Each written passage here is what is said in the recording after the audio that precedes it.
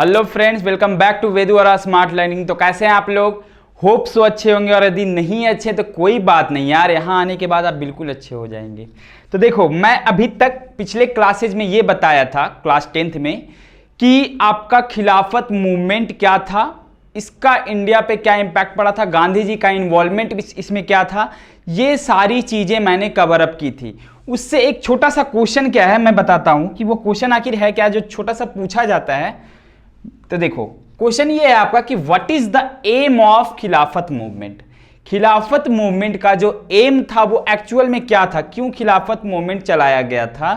तो इसका जो पहला रीजन था वो क्या था कि to protect the holy place of Turkey and खलीफा। जैसा कि आपको पता है कि अलाइड पावर और सेंट्रल पावर्स के बीच जो वॉर हुआ था, उसमें आपका सेंट्रल पावर्स जो कि ऑटोमन अंपायर टर्की जो था, उसका बुरी तरीके से हार हुई थी। ओके, तो उस हार में क्या हुआ था ना कि टर्की से उसका सब कुछ छीन लिया गया था, उसका खलीफा का पद को छीन लिया गया था, मुस्लिम को काफ़ी ज़्यादा प्रताड़ित किया गया था, और साथ साथ अंग्रेज उस मतलब कि बांट दिया था, उसको शेयरिंग कर दिया था उस ऑटोमन अंपायर का, जो एक बड़ा साम्राज्य था, आज वो छोटा छोटा टुकड़ा में बंट चुका था। तो ये सारी चीज़ें होने के बाद खिलाफत मूवमेंट चलाया गया था, जिसमें पहला मोटो क्या था कि to protect the holy place of Turkey and खलीफा। यानी कि सबसे पहला था कि जो टर्की का होली प्लेस है उसको बचाया जाए और खलीफा को उसका पद दिया जाए। ओके, दूसरा क्या था कि to restore the territories of Turkey, मतलब टर्की को फिर से पुनर्स्थापित किया जाए, फिर से उसका एस्टेब्लिशमेंट किया जाए अलग तरीके से, जैसे पहले हुआ करता था वैसे ही फिर से उसको दे दिया जाए। फिर तीसरा क्या था कि to restore the Ottoman empire की, यानी कि जो ऑटोमन अंपायर बट चुका था, खत्म होने के कगार पे था, उसको क्या करना था कि फिर से रीस्टोर करना था। ये तीन एम था किसका, खिलाफत मूवमेंट चलाने का, जिसमें गांधी जी भी इन्वॉल्व क्यों हुए थे, क्योंकि उनको भी लगा था कि चलो खिलाफत मूवमेंट के थ्रू ही क्या हमको एक नॉन कोऑपरेशन मूवमेंट को आगे बढ़ाने का एक जरिया मिल जाएगा, और साथ ही साथ मुस्लिम लोग भी हमारा सपोर्ट करेंगे। इस वजह से गांधी जी का इसमें इन्वॉल्वमेंट हुआ, मोहम्मद अली और शौकत अली जिन्होंने इस खिलाफत मूवमेंट को आगे बढ़ाया था। ठीक है, इतनी बातें खिलाफत मूवमेंट। अब मैं आता हूं क्या आपका सबसे मेन टॉपिक, जिसको आपको बहुत बारीकी से जानना है, वो है आपका नॉन कोऑपरेशन मूवमेंट, यानी कि असहयोग आंदोलन। इसके बारे में देखो, ये है हमारा नॉन कोऑपरेशन मूवमेंट। बात यदि इसकी मैं करूं तो सबसे पहले नॉन कोऑपरेशन या असहयोग का मतलब क्या हुआ कि जो हमें बहुत ज़्यादा क्या कर रहा है, तंग कर रहा है, प्रताड़ित कर रहा है, असॉल्ट कर रहा है, उसको क्या करना है ना, उसको सहयोग देना ही नहीं है। 1915 में गांधी जी जब अफ्रीका से इंडिया आए थे, उस ड्यूरिंग ही ये बात हो गया था कि किसी तरह से नॉन कोऑपरेशन मूवमेंट को स्टार्ट करना ही करना है, बट उसका कोई क्लू मिल नहीं रहा था कि इसको स्टार्ट कैसे किया जाए। तब खिलाफत मूवमेंट जब इंडिया आया था, गांधी जी के पास आया था, तब उनको एक जरिया मिला था। तो नॉन कोऑपरेशन मूवमेंट की बात चलनी स्टार्ट हो गई थी। ठीक है, तो नॉन कोऑपरेशन मतलब क्या, असहयोग, यानी कि अंग्रेजों को, ब्रिटिशर्स को किसी भी तरह से सहयोग नहीं देना गांधी जी का फर्स्ट मोटो था। ठीक है, तो नॉन कोऑपरेशन मूवमेंट की बात करें तो इसका एस्टैब्लिशमेंट क्या था, किसको प्रेसिडेंट बनाया गया था, कब चर्चा में आया था, सारी बातें एक एक करके जानेंगे। तो देखो, सबसे पहले यदि मैं बोलूं नॉन कोऑपरेशन मूवमेंट में, तो इसका जो एस्टैब्लिशमेंट हुआ था वो आपका हुआ था कब, देखो जो इसका एस्टैब्लिशमेंट हुआ था, यानी स्थापना जो हुआ था, वो हुआ था 1 अगस्त 1920 को हुआ था। ठीक है, 1 अगस्त 1920 को एस्टैब्लिशमेंट हुआ था नॉन कोऑपरेशन मूवमेंट का। ठीक है, तो इसका जो स्पेशल सेशन था, लेकिन जो इसके बारे में बात किया गया था, सबसे बड़ा एक बैठक रखा गया था। जो एस्टैब्लिशमेंट तो हो गया था, लेकिन अभी भी कुछ चीजें थी जिस पे बात करना बहुत ज्यादा जरूरी था, क्योंकि स्टार्ट कर देना किसी भी चीज का एंडिंग नहीं होता है, उसको एंडिंग देने के लिए एक स्कोप तैयार किया जाता है। जैसे अभी आप यदि एग्जाम का प्रिपरेशन कर रहे हो क्लास 10th का टर्म 2 के लिए, तो उसके लिए आपको स्कोप तैयार करना पड़ेगा। वो स्कोप यहां से दिखेगा आपको, बट उसको एंडिंग कैसे करेंगे, तो एक वे में। ठीक है, बस वही चीज था। नॉन कोऑपरेशन मूवमेंट का एस्टैब्लिशमेंट तो हो गया था कि 1 अगस्त 1920 को इसका एस्टैब्लिशमेंट हुआ, बट उसको जो धार दिया गया, उसको जो वे दिया गया, फ्लो दिया गया, उसके लिए एक मीटिंग्स बैठी थी, सितंबर 1920 को बैठी थी। ठीक है, उसके बाद इसका प्रेसिडेंट किनको बनाया गया था? लाला लाजपत राय को बनाया गया था। ठीक है, और देखिए, तो ये 3 बातें जो कि आपको जाननी है फॉर नॉलेज पर्पस, कि आपका इस्टेब्लिशमेंट कब हुआ था, स्पेशल सेशन रखा गया था कब, और इनका प्रेसिडेंट किनको बनाया गया था। ठीक है, उसके बाद मैं आगे बात करूं कि points to move forward the non cooperation movement, यानी कि नॉन कोऑपरेशन मूवमेंट को आगे बढ़ाने के लिए क्या क्या पॉइंट्स रिक्वायर्ड थे, क्या क्या पॉइंट्स जरूरी था। ठीक है, तो उसमें जो सबसे पहला था कि क्यों मतलब आगे बढ़ने के लिए प्रेरित किया गया नॉन कोऑपरेशन मूवमेंट को, क्योंकि हर कोई चाहता था कि ब्रिटिशर्स जो हैं वो इंडिया को छोड़ के चले जाएं। ठीक है, तो इसके लिए सबसे पहला जो प्लस पॉइंट था इंडिया को मिला था कि जो कांग्रेस, जो उस वक्त की सबसे बड़ी पार्टी भी थी, वो कांग्रेस सपोर्ट करने के लिए तैयार हो गई थी। किसका? नॉन कोऑपरेशन मूवमेंट का। ठीक है, नॉन कोऑपरेशन मूवमेंट को सपोर्ट करने के लिए तैयार हो गया था कौन? कांग्रेस वाले। दूसरी चीज पंजाब इशू भी था। अब पंजाब इशू बोलने से क्या हो यार, पंजाब इशू क्या था? तो तुम जानो आप जानो ये बात कि 13 अप्रैल यानी 13 अप्रैल 1990 को जालियांवाला बाग हत्याकांड हुआ था। ठीक है, उस बीच लाखों नहीं तो बोलो तो सैकड़ों हजारों लोग मारे गए थे, जिसके कारण रॉलेट एक्ट, और दूसरी चीज रॉलेट एक्ट पता ही है ना कि जब आपका फर्स्ट वर्ल्ड वार खत्म हुआ था तो रॉलेट एक्ट ब्रिटिशर्स लोग ला दिए थे इंडिया पे, जिसका विरोध होना काफी लाजमी भी था, क्योंकि ये बिल्कुल इंडिया के अगेंस्ट ये एक्ट था। ठीक है, तो ये सारी चीजें पंजाब इशू इसलिए है क्योंकि इस जालियांवाला बाग हत्याकांड में काफी सारे पंजाबी लोग, क्योंकि अमृतसर में वो मीटिंग चल रहा था तो काफी सारे लोग मारे गए थे, इसलिए पंजाब इशू भी था, क्योंकि पंजाबियों में ये रोष था कि अमृतसर में हमारे भाइयों को मार दिया गया है। इस कारण से ब्रिटिशर्स के खिलाफ क्या था, एक मतलब क्या बोल सकते हो, एक दुर्भावना थी जिसको वो लोग सामने दिखाना चाह रहे थे, बट उनको वे नहीं मिल रहा था। ये वे मिला कब? जब नॉन कोऑपरेशन मूवमेंट आया तब। तीसरी चीज खिलाफत इशू था। बताया कि ऑटोमन एम्पायर जो टर्की था उसने भी इस ब्रिटिशर्स का विरोध किया था, क्योंकि ब्रिटेन ने उनसे उनका सब कुछ छीन लिया था, जिस वजह से भी क्या था, और नॉन कोऑपरेशन मूवमेंट में ये साथ दे रहे थे महात्मा गांधी का, क्योंकि इनको भी आज़ादी चाहिए थी। तीसरी, फिर उसके बाद आपका था इस्टेब्लिशमेंट ऑफ स्वराज। स्वराज का भी इस्टेब्लिशमेंट इसी ड्यूरिंग में हुआ था। ठीक है, फिर आपका है क्या? Boycott everything because we are self sufficient. मतलब कि इंडिया एक ऐसा कंट्री था ना जिसके पास सब कुछ था, बट ये जो ब्रिटिशर्स लोग आए थे वो हमसे सब कुछ छीन रहे थे।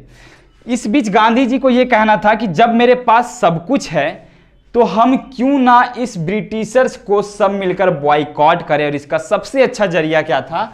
आपका नॉन कोऑपरेशन मूवमेंट था। ठीक है, तो सबसे पहला पॉइंट क्या था आपका, कि पॉइंट्स क्या था आगे बढ़ने का, कि सबसे पहले कांग्रेस ने नॉन कोऑपरेशन मूवमेंट का सपोर्ट किया था। दूसरा आपका पंजाब इशू था, जालियांवाला बाग मैसेकर, पता ही होगा। फिर आपका खिलाफत इशू था, फिर आपका इस्टेब्लिशमेंट ऑफ स्वराज था, और सबसे लास्ट और सबसे इंपॉर्टेंट वो क्या था आपका? Boycott everything because we are self sufficient. मतलब कि हम लोग खुद में बहुत अच्छे थे तो हम किसी को क्यों उतना हम मतलब कि उसको साथ देंगे, इसलिए बॉयकॉट करना इंडिया का एक मसला भी था, एक जरूरी भी था ये चीज। ठीक है, तो ये सारी बातें मतलब कि आगे बढ़ने के लिए इतना प्रेरणा उसको मिला इन सारी बातों को लेकर।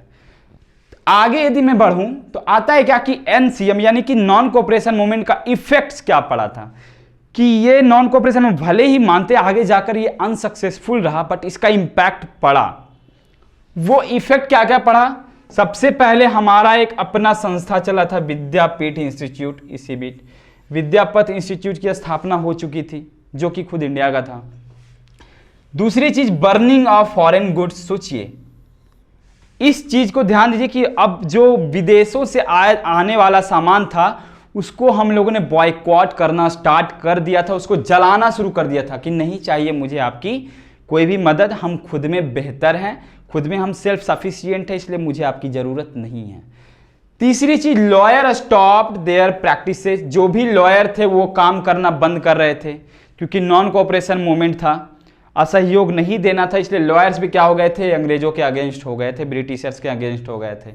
ठीक है। फिर आपका no tax to government, government को टैक्स नहीं देने का भी प्रावधान किया गया था कि नहीं, ये मेरा सामान है और हम ही इस पे टैक्स देंगे, ये कैसे हो सकता है, इसलिए टैक्स भी बंद कर दिया गया था। ठीक है।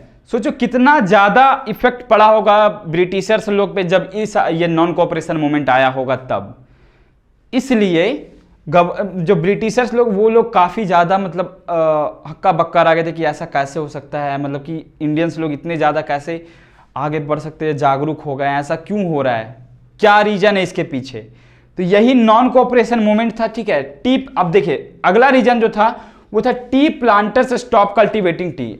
इससे बहुत ज़्यादा इफेक्ट पड़ा था ब्रिटिशर्स पे, क्योंकि जितने भी चाय के किसान थे जो चाय का खेती करते थे, उसमें क्या था कि उन्होंने बंद कर दिया था चाय का खेती करना। ठीक है। फिर आपका था गवर्नमेंट एम्प्लॉय लेफ्ट जॉब्स, यानी कि जो भी आपका गवर्नमेंट एम्प्लॉय थे जो इंडियन थे, उन्होंने भी विरोध करना शुरू किया अंग्रेजों का, ब्रिटिशर्स का, और उन्होंने जॉब को ही लेफ्ट कर दिया कि नहीं चाहिए मुझे आपकी रहमती, आप प्लीज़ यहाँ से जाइए, ये मेरा देश है और हम इसमें रहेंगे। ठीक है। ओवरऑल बातें थे क्या, जो भी बातें थी, आपका इफेक्ट क्या क्या पड़ा था। तो पहला था कि आपका विद्यापत इंस्टीट्यूट का स्थापना हो चुका था, बर्निंग ऑफ फॉरेन गुड्स, जितना भी फॉरेन से आने वाला सामान था उसको जलाना हमने शुरू किया था। फिर लॉयर स्टॉप्ड देयर प्रैक्टिसेस, मतलब कि जो भी लॉयर लोग थे वो अपना काम करना बंद कर चुके थे। No tax to government, government को टैक्स भी नहीं दिया जा रहा था। ठीक है। मतलब पूरी तरह से गुस्सा था अंग्रेजों के खिलाफ हम इंडियंस में, जिसके कारण यह असहयोग आंदोलन काफ़ी हद तक सक्सेसफुल होता दिख रहा था। बिल्कुल इसलिए दिख रहा था क्योंकि सब कुछ इंडिया जो चाह रहा था ना, वो धीरे धीरे होना स्टार्ट हो गया था। ठीक है। और गवर्नमेंट एम्प्लॉई जो थे वो अपना जॉब छोड़ रहे थे, टी प्लांटर्स जो थे वो अपना चाय का खेती करना बंद कर चुके थे। ये सारी बातें अंग्रेज को काफ़ी ज़्यादा इफेक्ट कर गई। ठीक है। तो अब क्या था, जैसे ही ब्रिटिशर्स को ये पता चला कि ये इंडियंस कुछ ज़्यादा ही कर रहा है, अब इसको रोकना काफ़ी ज़्यादा ज़रूरी हो गया, नहीं तो मेरा जो ये खौफ है इंडियंस पे वो ख़त्म हो जाएगा। ठीक है। तो अब ब्रिटिशर्स ने एक्शन लेना शुरू किया। वो एक्शन में सबसे पहला एक्शन उन्होंने क्या किया कि जितने भी बड़े बड़े लीडर्स जो नॉन कोऑपरेशन मूवमेंट में इन्वॉल्व थे, खिलाफत मूवमेंट में इन्वॉल्व थे, उसको उन्होंने अरेस्ट करना शुरू कर दिया था। जितने भी बड़े बड़े लीडर्स थे वो अरेस्ट हो गए थे, और जो प्रेस था उसको भी उन्होंने बैन कर दिया, क्योंकि प्रेस ही एक ऐसा जरिया था जिससे कि नॉन कोऑपरेशन मूवमेंट को काफ़ी हद तक दूसरों के पास पहुंचाया जाता था। क्योंकि नॉन कोऑपरेशन मूवमेंट एक ऐसा मूवमेंट था जो पूरी इंडिया में चलाया गया था, और इसको सब तक पहुंचाने का जो जरिया था वो उस वक्त आपका प्रेस ही था, और अंग्रेज ने क्या किया था, इस प्रेस को ही बैन कर दिया था। ठीक है। तीसरी चीज आपका बैन पब्लिक मीटिंग, जितना भी पब्लिक मीटिंग होना था नॉन कोऑपरेशन मूवमेंट से अकॉर्डिंग, नॉन कोऑपरेशन मूवमेंट के अकॉर्डिंग जितना भी मीटिंग होना था वो क्या कर दिया गया, बैन कर दिया गया। कोई भी अब मीटिंग नहीं होगा इंडिया में। ठीक है। तो सोचो इतना एक्शंस लिया ब्रिटिशर्स, क्यों लिया, क्योंकि किसी तरह वो चाहता था कि नॉन कोऑपरेशन मूवमेंट जो गांधी जी के द्वारा चलाया गया है वो बंद हो जाए, क्योंकि इसका इफेक्ट पड़ना शुरू हो गया था ब्रिटिशर्स पे।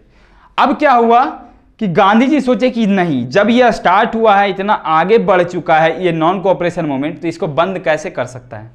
ये अंग्रेज चाहे कुछ भी कर ले, हम अपना नॉन कोऑपरेशन मूवमेंट बंद नहीं करें। लेकिन इस बीच गांधी जी का यह भी मानना था कि जो भी हम असहयोग आंदोलन चला रहे हैं, नॉन कोऑपरेशन मूवमेंट चला रहे हैं, उसमें आपका हिंसा नहीं होगा। हिंसा मतलब वायलेंस नाम की कोई चीज़ नहीं हो, जो भी करेंगे हम चुपचाप करेंगे, और ऐसा है कि हम बिल्कुल भी औजार हथियार वगैरह यूज नहीं करेंगे, वेपन्स का यूज नहीं करेंगे। बिल्कुल एक बोले ना, गांधी जी लाठी के सहारे ही भारत को आज़ादी दिलाए थे। तो ऐसा कुछ ही था कि गांधी जी किसी भी तरह से वायलेंस नहीं चाहते थे। ठीक है। तो अब क्या था, यही गांधी जी का बंद करने का एक रीजन बन गया नॉन कोऑपरेशन मूवमेंट को। देखिए हुआ क्या था कि अब नॉन कोऑपरेशन मूवमेंट आगे बढ़ रहा था, अंग्रेजों ने एक्शंस लेना शुरू कर दिया था। उस बीच गांधी जी ने जब ये सारा जो मतलब लाया गया था ब्रिटिशर्स के द्वारा, ये सारा लॉ, ये गांधी जी को पसंद नहीं आया कि हम आपको कुछ भी नहीं कर रहे, सिर्फ हम अपना बात आपके सामने रख रहे हैं। कि जो मेरा कुछ मांगे हैं जो आप मान लीजिए, तो हम ऐसा फिर आपके साथ हम जो चाहेंगे हम वही करें। तो देखिए हुआ क्या था कि Gandhi ji gave ultimatum to Britishers. मतलब कि क्या है कि गांधी जी ने ब्रिटिशर्स को एक अल्टीमेटम दिया था, एक मांग रखा था। उन्होंने क्या रखा था कि 1 फरवरी 1922 को उन्होंने मांग रखा था 2 डिमांड। पहला क्या था कि पॉलिटिकल पार्टीज जो है जिनके लीडर्स अरेस्ट किए गए थे उनको क्या करना, रिलीज कर देना है, ठीक है, क्योंकि वो बिना किसी गलती के अरेस्ट किए गए थे। सिर्फ एक, क्योंकि रॉलेट एक्ट था ना, रॉलेट एक्ट में क्या बोला गया था कि यदि किसी पे हमको डाउट होगा तो उसको 6 मंथ्स के लिए या 6 ईयर के लिए जेल डाल दिया जाएगा, जेल में डाल दिया जाएगा। तो इसीलिए क्या किया गया था कि उनका फर्स्ट डिमांड ये था कि जितने भी पॉलिटिकल पार्टीज हैं उनको रिलीज कर दिया जाए, और जो प्रेस को बैन किया गया है, जो प्रेस को बैन किया गया है वो क्या कर दिया जाए, रिमूव कर दिया जाए, क्योंकि प्रेस ही हमारी ताकत थी और अंग्रेज ये हमसे छीन रहे थे। इसलिए गांधी जी का ये मांग था, ये डिमांड था कि जितने भी बैन हैं, प्रेस जो बैन किए गए हैं उसको क्या कर दिया जाए, रिमूव कर दिया जाए।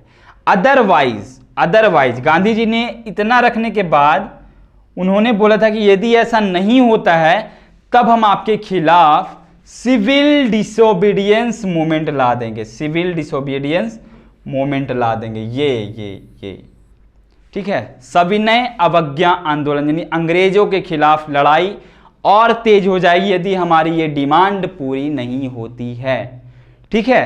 तो ये बातें, उसके बाद आपका यदि आगे बढ़े तो आता है क्या कि जो नॉन कोऑपरेशन मूवमेंट था ना, इतने सारे एक्शंस लेने के बावजूद, गांधी जी के इतने प्रयासों के बावजूद भी बैन कर दिया गया, खत्म कर दिया गया, विड्रॉल कर दिया गया था। वजह इसके पीछे क्या था, क्योंकि पहला रीजन तो ये बोले कि खिलाफत आंदोलन जो था, मूवमेंट जो था, जो नॉन कोऑपरेशन मूवमेंट के साथ मर्ज किया गया था, उन खिलाफत वालों को उनका साम्राज्य दे दिया गया था, जिसके कारण मुस्लिम लोग इस आंदोलन से हट गए थे, ठीक है। पहला सबसे बड़ा रीजन तो यही था कि नॉन कोऑपरेशन मूवमेंट का जो जड़ था वो क्या था, आपका खिलाफत इशू था, क्योंकि मुस्लिम लोग जब एक हुए थे तभी गांधी जी को ये ऑप्शन मिला था कि अब नॉन कोऑपरेशन मूवमेंट आगे बढ़ सकता है, और बढ़ा भी काफी हद तक, ये सक्सेसफुल भी रहा। अंग्रेजों को इस बात का भनक लग गया था कि अब ये इंडियंस चुप नहीं रहने वाले हैं, बट फिर भी ये रीजंस क्या था नॉन कोऑपरेशन मूवमेंट को हट जाने का, विड्रॉल हो जाने का, उसमें जो फर्स्ट रीजन था कि इसमें स्ट्रगल ज्यादा था और रिस्पॉन्स कम मिल रहा था लोगों का, ठीक है। स्ट्रगल इन द सेंस क्या हुआ, नेता जितने भी लीडर्स लोग थे उनको अरेस्ट किया जा रहा था और लॉन्ग टर्म के लिए किया जा रहा था, प्रेस वाले को आज़ादी नहीं मिल रही थी, बहुत सारे ऐसे इशूज थे जिसके कारण क्या हुआ कि जो एनसीएम था यानी नॉन कोऑपरेशन मूवमेंट था उसको विड्रॉल कर दिया गया था। पहला रीजन उसमें से ये है कि आपका सिर्फ स्ट्रगल था, इसमें लंबा स्ट्रगल चल रहा था लेकिन कोई भी रिस्पॉन्स नहीं मिल रहा था अच्छा वाला, ठीक है। दूसरी चीज क्या था कि जो मुस्लिम जो इस नॉन कोऑपरेशन मूवमेंट में भाग लिए थे, पार्टिसिपेट थे, उन्होंने क्या किया था ना, जो प्रोटेस्ट किया था उस ब्रिटेन के खिलाफ, ब्रिटिशर्स के खिलाफ, उन्होंने अपना प्रोटेस्ट वापस ले लिया था। क्यों? क्योंकि ऑटोमन अंपायर फिर से इस्टेब्लिश हो चुका था, सेकुलर डेमोक्रेसी फिर से आ गई थी। कहां? टर्की में आ गई थी, खिलाफत इशू। बट फिर भी इस बीच मतलब ये खत्म तो नहीं हुआ था लेकिन काफी ज्यादा कमजोर पड़ गया था खिलाफत इशू। और इसका उस वक्त जो लीडर्स थे वो कौन थे? मुस्तफा कमाल पाशा, ठीक है। फिर तीसरी चीज जो थी वो ये थी, जो सबसे इंपॉर्टेंट भी है नॉन कोऑपरेशन बंद करने का, जो सबसे बड़ा रीजन माना जाता है वो यही माना जाता है कि जो वायलेंस था वो थोड़ा सा वायलेंस क्रिएट हो गया था। Violence create in the sense क्या हुआ कि चौरा चौरी एक प्लेस है जो कि गोरखपुर यूपी में पड़ता है, वहां पर कुछ वायलेंस हो गया था जिसमें थाने तक को जला दिए गए थे, पुलिस स्टेशन को जला दिया गया था, कई पुलिसकर्मी लोग मारे गए थे। और गांधी जी ये कभी नहीं चाहते थे कि इस नॉन कोऑपरेशन मूवमेंट में किसी भी तरह का वायलेंस हो। और जैसे ही वायलेंस हुआ गांधी जी ने नॉन कोऑपरेशन मूवमेंट को वहीं पे बंद कर दिया। 5 फरवरी 1922 को ये चौरा चौरी जो हुआ था, मैसेकर वो हुआ था, जिसमें कई पुलिसकर्मी मारे गए थे, थाने तक को, पुलिस स्टेशन को जला दिया गया था, जिस वजह से गांधी जी ने नॉन कोऑपरेशन मूवमेंट को क्या कर दिया? बंद कर दिया, क्योंकि गांधी जी किसी भी तरह का वायलेंस इस नॉन कोऑपरेशन मूवमेंट में नहीं चाहते थे। ये चीज उसके बाद क्या हुआ कि जैसे ही ये वायलेंस क्रिएट हुआ ना, तो पता था क्योंकि नॉन कोऑपरेशन मूवमेंट के कारण ही ये वायलेंस क्रिएट हुआ था, इस वजह से अब इसका जिम्मेवार कौन थे? नॉन कोऑपरेशन मूवमेंट चला कौन रहा था? गांधी जी। तो अब गांधी जी को, अब ब्रिटिशर्स को एक वजह मिल गई थी कि अब गांधी जी को क्या करना है? जेल में डाल देना है। वजह भी उनको मिल गया था, एक ठोस सबूत मिल गया था, क्योंकि ये जो चौरी चौरा मैसेकर हुआ था, कांड हुआ था, वो क्या हुआ था? काफ़ी हद तक मतलब ब्रिटिशर्स के साथ, मतलब कि ब्रिटिशर्स के लिए अच्छा रहा था, क्योंकि इस बीच उनको असहयोग आंदोलन जो नॉन कोऑपरेशन मूवमेंट चल रहा था उसको भी बंद करने में हेल्पफुल हो रहा। और दूसरी चीज़, गांधी जी जो उस वक्त नॉन कोऑपरेशन मूवमेंट को काफ़ी हद तक संभाल रहे थे, उनको भी जेल में डाल दिया गया था। कितने साल के लिए? 6 ईयर्स के लिए जेल में डाल दिया गया था। सोचिए, ये सारी चीज़ें आपको नॉन कोऑपरेशन मूवमेंट में हुई थी। उसके बाद आपका सिविल डिसोबीडियंस मूवमेंट आया था और वो अच्छे थे, लेकिन 6 साल के ड्यूरिंग में गांधी जी जेल में डाल दिया गया था। ओवरऑल देखिए, अभी तक मैंने आपको क्या बताया कि सबसे पहले आपका खिलाफत इशू में क्या क्या मेन एम जो था वो क्या क्या था आपका? तो सबसे पहले क्या था कि टर्की और खलीफा को उनका होली प्लेस दिलाना था। दूसरा आपका था क्या कि टेरिटोरी जो टर्की का है वो उनको रिस्टोर करना था। तीसरा आपका क्या है कि ऑटोमन एम्पायर जो थे उनको रिस्टोर करना था। ये बातें आपके खिलाफत मूवमेंट में जिसका एम था, ये 3।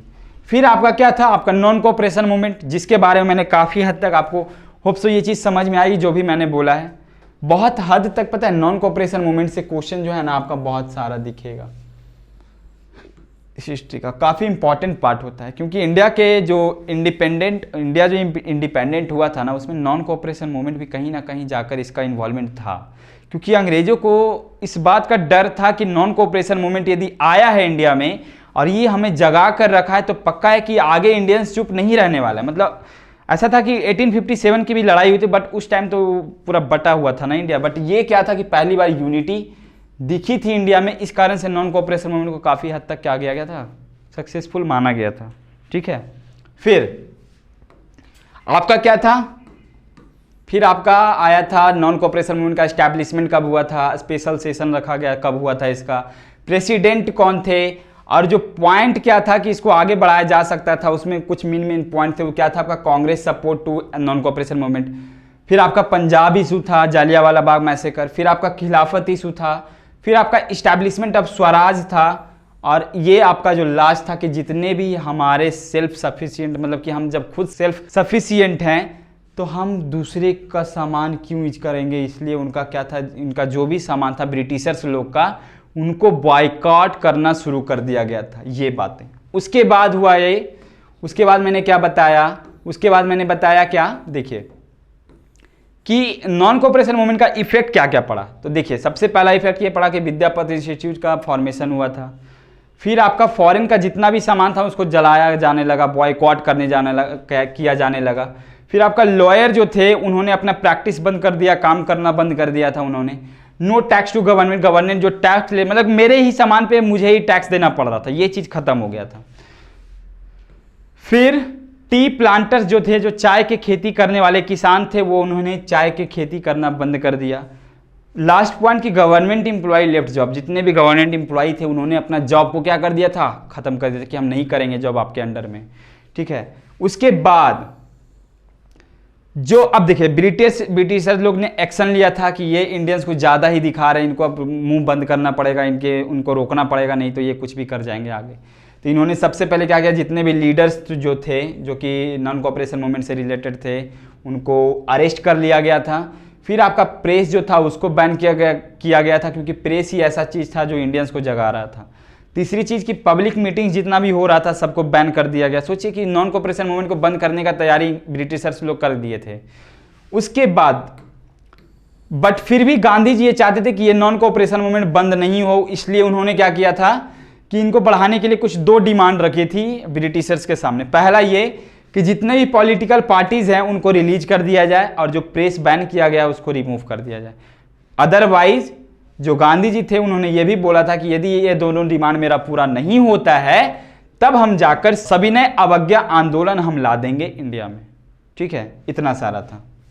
उसके बाद मैंने ये बताया कि जो रीजन था कि नॉन कोऑपरेशन मूवमेंट को बंद कर दिया गया, उसका रीजंस क्या था? तो फर्स्ट रीज़न ये था कि जो लंबा स्ट्रगल चला था बट फिर भी रिस्पांस कुछ नहीं मिला था, क्योंकि कुछ लीडर्स ऐसे भी थे जो डरे हुए थे, क्योंकि उनको लग रहा था कि फिर से कहीं ना अरेस्ट कर ले, फिर से हमारे साथ असॉल्ट नहीं हो, ऐसा कुछ।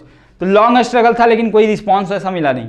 और दूसरी चीज़ कि जितने भी खिलाफत मूवमेंट के लीडर्स लोग थे वो इनसे पीछे हट गए, मुस्लिम लोग पीछे हट गए। वजह क्या था? क्योंकि इनको अपना इस्टेब्लिशमेंट ऑफ सेकुलर डेमोक्रेसी, क्योंकि ये जो चाहते थे उनको मिल गया था। तीसरी चीज़ कि violence created at Chauri Chaura. Chauri Chaura एक प्लेस है गोरखपुर के पास जो यूपी में है, वहाँ पे वायलेंस क्रिएट हुआ था 1922 5 फरवरी को।